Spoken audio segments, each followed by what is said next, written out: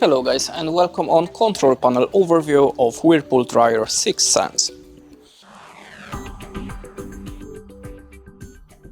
So in this place you of course you have your control knob.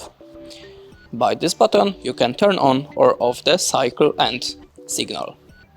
The next one is turning on the rapid drying. By this button you're opening the cycle menu, cycle options, when you can enable the gentle and anti-tangle functions. By the next button you select the dryness level, and we have iron dry, hanger dry and the couple dry. In the echo button we have also the extra dry. Now by this button you selected the time of your drying. By this one you can set the delay.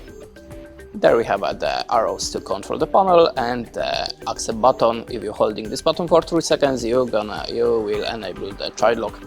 This button is a Fresh Care Plus, and by this button you stop it or starting the drying cycle. This one is for turning off your device. That's it. Thanks for watching. Leave us a like or a comment, and goodbye.